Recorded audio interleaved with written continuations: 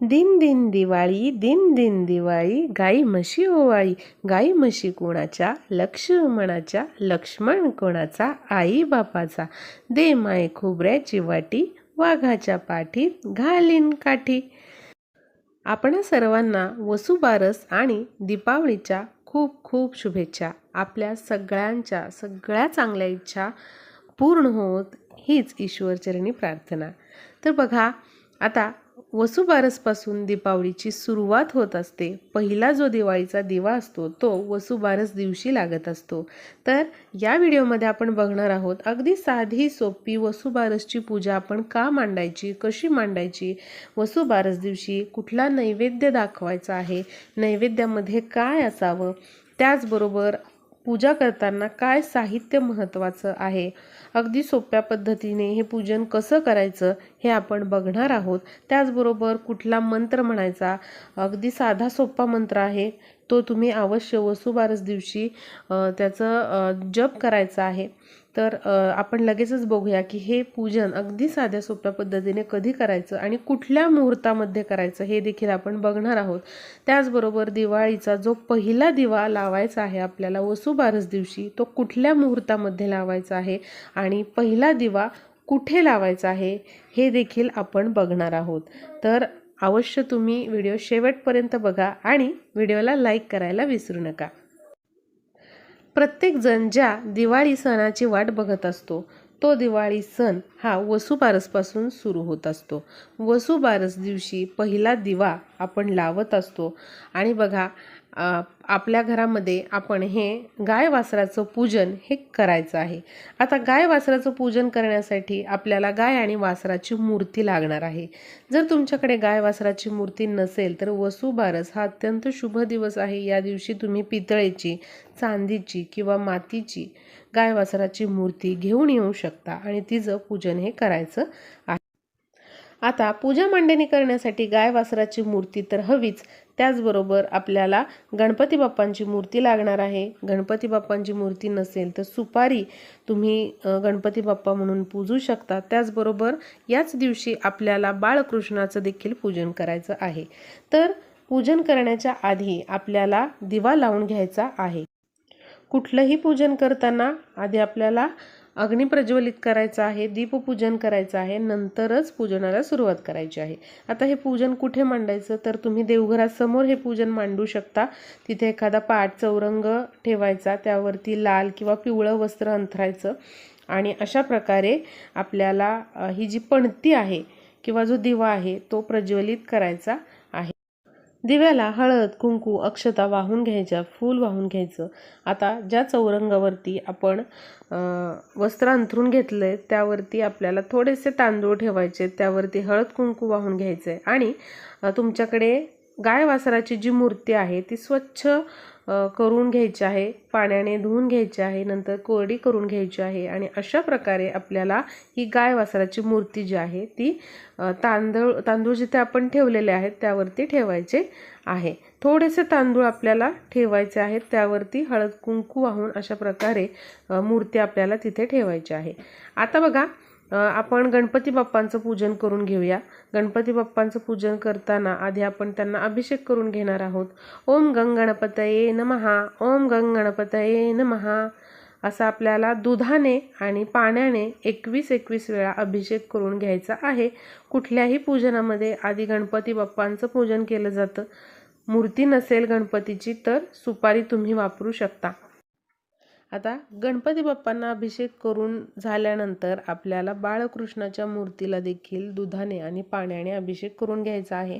बाळकृष्णाच्या मूर्तीला अभिषेक करताना ओम नमो भगवते वासुदेवाय नमः या मंत्राचा जप करायचा आहे आणि अशा प्रकारे आपल्याला बाळकृष्णाचं पण इथे पूजन करून घ्यायचं आहे, आधी अभिषेक करून घ्यायचा आहे.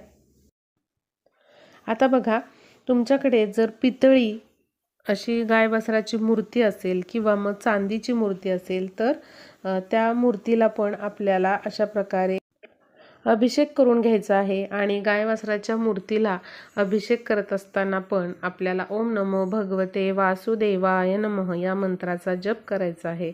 अशा प्रकारे आपल्याला गणपती बाप्पा, त्याचबरोबर बाळकृष्ण आणि गायवासराच्या मूर्तीला अभिषेक करून घ्यायचा आहे. आता पानाची जोडी जी आहे ती 3 ठिकाणी ठेवायची आहे. म्हणजे असे जे विडे आहेत ते 3 ठेवायचे आहेत. प्रत्येकावरती थोडेसे अक्षता वाहून घ्यायचे आहेत आणि हळद कुंकू यावरती वाहून घ्यायचेत. कारण फक्त पांढरे तांदूळ पूजनामध्ये वापरू नये, त्यावरती हळद कुंकू आपल्याला वाहून घ्यायचेत, म्हणजे त्याच्या अक्षता करून घ्यायच्या तयार. आता यावर अभिषेक करून घेतलेल्या गणपती बाप्पाची मूर्ती, त्याचबरोबर बाळकृष्णाची मूर्ती आणि गायवासराची मूर्ती आपल्याला या जोडपानावरती ठेवायची आहे. गणपती बाप्पांना कुंकू आणि अष्टगंध लावून घ्यायचं. गायवासराची मूर्ती जी आहे तर गायवासराला हळद कुंकू लावून घ्यायचं आहे. आणि बाळकृष्णाची जी मूर्ती आहे तर त्या मूर्तीला आपल्याला अष्टगंध लावून घ्यायचा आहे. तुम्हाला जेवढं सजवता येईल तेवढं तुम्ही इथे सजवू शकता. जर तुमच्याकडे असे वस्त्र असतील बाळकृष्णाचे तर तुम्ही बाळकृष्णाला अशा प्रकारे छानसं वस्त्र पण हे घालू शकता. या दिवशी तुम्ही हे आणू शकता विकत. बघा, जेवढे आपण हौस करू किंवा जेवढं आपण याच्यामध्ये सजावट करू तितकं थोडंच असतं. आपल्याला जेवढं जमेल तेवढं तुम्ही करू शकता. तुमच्याकडे असे वस्त्र असतील तर अवश्य तुम्ही ते घाला, नसतील तर काही हरकत नाही. आता बघा, या पूजनामध्ये आपल्याला गणपती बाप्पांना लाल फूल व्हायचं आहे. त्याचबरोबर पिवळी फुलं जी आहे ती बाळकृष्णाला गायवासराच्या मूर्तीला आपल्याला व्हायची आहे. या पूजनामध्ये वसुबारसच्या पिवळ्या फुलांना अतिशय महत्त्व आहे. आणि हे पूजन करताना आपल्याला ओम नमो भगवते वासुदेवाय नमः या मंत्राचा जप हा चालूच ठेवायचा आहे. बघा किती सोपं आणि साधं पूजन आहे. आता पाण्याचं भरीव चौकोन काढायचं आणि इथे बघा माझ्याकडे साखरेचा नैवेद्य आहे. त्यावरती तुळशी पान ठेवायचं आणि नैवेद्यम समर्पयामी असं म्हणून नैवेद्य अर्पण करायचा आहे. या दिवशी अवश्य तुळशी पान जे आहे ते नैवेद्यावरती आपल्याला ठेवायचं आणि नंतरच नैवेद्य अर्पण करायचं आहे. धूप दीप ओवाळून घ्यायचे आहे आणि गणपती बाप्पांची आरती म्हणून घ्यायची आहे. त्यानंतर विष्णूंची तुम्ही आरती म्हणू शकता, श्रीकृष्णाची म्हणू शकता किंवा विठ्ठलाची आरती या दिवशी म्हणू शकता. अच्युतं केशवं कृष्ण दामोदरं रामनारायणं जानकीवल्लभम्. अच्युतं केशवं कृष्ण दामोदरं रामनारायणं जानकीवल्लभम्. अशा प्रकारे आपली आरती झाल्यानंतर, मंत्र स्तोत्र म्हणून झाल्यानंतर आपल्याला नैवेद्य दाखवायचा आहे. आता वसुबारस दिवशी गाय वासराला आपल्याला गवारीच्या शेंगांची भाजी आणि बाजरीची भाकरी जी आहे हा नैवेद्य दाखवायचा असतो. आणि त्याचबरोबर हा नैवेद्य तुम्ही दाखवल्यानंतर आपल्याला इथे केळी पण ठेवायची आहेत. म्हणजे देवघरासमोर जिथे तुम्ही हे पूजन केलेलं आहे वसुबारसचं, तर तिथे आपल्याला केळी पण ठेवायची आहे. तुम्ही 1 केळ ठेवा, 5 केळ ठेवा किंवा यथाशक्ती जेवढी तुम्हाला ठेवायची तेवढी तुम्ही केळं ठेवा. आणि नंतर नैवेद्य दाखवल्यानंतर सगळ्यांनी प्रसाद म्हणून हे केळ खायचं आहे. त्याचबरोबर प्रसादाचा शिरा देखील तुम्ही या दिवशी बनवू शकता. आणि फक्त नैवेद्य दाखवताना त्यावरती आपल्याला तुळशीपत्र हे ठेवायचं आहे आणि नंतरच नैवेद्य जो आहे तो दाखवायचा आहे. आणि बघा, जर तुम्हाला काहीच करायला वेळ नसेल काही कारणांमुळे, तर तुम्ही या दिवशी फक्त साखर किंवा खडी साखरेचा तरी नैवेद्य दाखवायचा आहे आणि सर्वांनी नंतर प्रसाद म्हणून तो खायचा आहे. आता बघा, हे जे पूजन आहे गायवासराचं ते आपल्याला शक्यतो संध्याकाळी 6 ते 7:30 या वेळेमध्ये करायचं आहे. आता काही कारणांमुळे जर तुम्हाला वसुबारस दिवशी संध्याकाळी शक्य नाही आहे पूजन करणं, तर तुम्ही दिवसभरात कधीही हे पूजन केलं तरी चालेल. पण जर संध्याकाळी वेळ असेलच तुमच्याकडे तर अवश्य तुम्ही हे पूजन 6 ते 7:30 संध्याकाळी या वेळेमध्ये करा. आणि जो दिवाळीचा पहिला दिवा आपण लावत असतो, पहिली पणती जी लावत असतो, ती पहिली पणती आपल्याला देवघरासमोर लावायची आहे. जर तुम्ही हे पूजन जे आहे ते आपल्या देवघरासमोरच केलं तर पणती जी आहे, दिवाळीचा पहिला जो दिवा आहे तो आपण या पूजनासमोर आणि देवघरासमोर एकच पणती लावू शकता. आता बघा, अजून जी दुसरी पणती आहे ती आपल्याला तुळशीसमोर लावायची आहे. या दिवशी संध्याकाळी 6 ते 7:30 या वेळेमध्येच आपल्याला दिवाळीचा पहिला दिवा जो आहे तो देवघरासमोर म्हणजेच या पूजनासमोर लावायचा आहे. म्हणजे जी मातीची पणती असते ती लावायची आहे. त्याचबरोबर एक दिवा जो आहे तो तुळशीसमोर लावायचा आहे. म्हणजे जी पणती आहे दिवाळीची मातीची पणती ती तुळशीसमोर लावायची आहे. आणि जे 2 दिवे आहेत अजून ते आपल्याला आपल्या उंबरठ्याच्या बाहेर लावायचे आहेत दोन्ही बाजूला. आपल्याला वसुबारस दिवशी हे जे दिवे आहेत म्हणजेच मातीच्या पणत्या ज्या आहेत त्या मात्र संध्याकाळी 6 ते 7:30 या वेळेमध्येच लावायच्या आहेत. आणि आपल्याला दिवाळीसाठी किंवा वसुबारसच्या दिवशी नवीन या पणत्या आणायच्या आहेत, जुन्या पणत्या लावायच्या नाहीत. तुम्ही 5 का होईना नवीन पणत्या आणा आणि त्या अशा प्रकारे वसुबारस दिवशी आपल्याला प्रज्वलित करायच्या आहेत. आणि बघा, प्रत्येक दिव्यामध्ये या दिवशी आपल्याला चिमूटभर हळद आवर्जून टाकायची आहे. आणि हळद टाकताना ओम नमो भगवते वासुदेवाय नमः या मंत्राचा आपल्याला जप करायचा आहे. पणत्या घेत असताना या दिवशी नवीनच पणत्या आपल्याला लावायच्या आहेत, 5 का होईना. तुटलेल्या फुटलेल्या त्याचबरोबर जुन्या पणत्या खराब झालेल्या पणत्या आपल्याला या दिवशी अजिबात लावायच्या नाही. कारण बघा, दिवाळी सणाची सुरुवातच वसुबारसपासून असते आणि त्या सणाला जर आपण जुन्या पणत्या फुटलेल्या पणत्या जर लावत असू तर हे योग्य नाही. आपण लक्ष्मीचं स्वागत करत असतो. त्यामुळे आपल्याला नवीन 5 का होईना पणत्या घ्यायच्या आहेत. अगदी साध्या घ्या, तुम्ही मातीच्या सिंपल पणत्या घ्या आणि त्या आपल्याला प्रज्वलित करायच्यात. आपल्याला वसुबारस दिवशी गायपासून मिळणारे जे पदार्थ आहेत, दूध, दही, तूप जे गायपासून मिळतात त्यांचं सेवन शक्यतो टाळायचं आहे. कारण बघा, या दिवशी आपण गाय वासराचं पूजन करत असतो आणि जी गोमाता आहे आपली तर तिच्याविषयी कृतज्ञता व्यक्त करत असतो. त्यामुळे या दिवशी आपल्याला शक्यतो गाईचं दूध, तूप, दही यांचं सेवन करायचं नाही. गाय वासराचं आपल्याला पूजन करायचं असतं.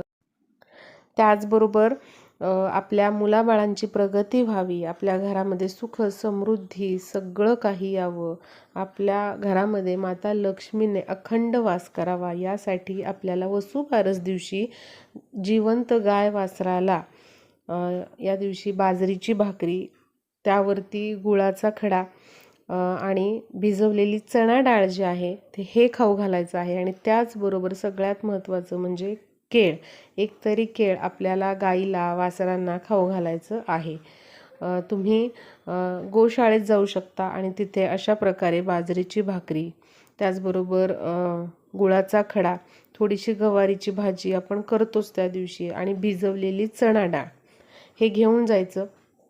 त्याचबरोबर जी केळी आहेत ते आपल्याला न विसरता खाऊ घालायची आहेत गाय वासराला. त्याचबरोबर जिवंत गाय वासराला हळद कुंकू वाहून घ्यायचं आहे. गाईच्या पायांवरती जमलं तर थोडंसं पाणी तुम्हाला टाकायचं आहे आणि तिथे तुम्हाला नमस्कार करायचा आहे. आणि माझ्या मुलाबाळांची प्रगती होऊ दे, पतीची प्रगती होऊ दे, त्याचबरोबर माझ्या घरामध्ये सुख समृद्धी यावी, माता लक्ष्मीने अखंड वास करावा, अखंड सौभाग्य लाभावं, असे आपल्याला तिथे प्रार्थना करायची आहेत. महिलांना शक्य नसेल तर घरातील इतर सदस्य जाऊन अशा प्रकारे गाईचं पूजन करू शकतात.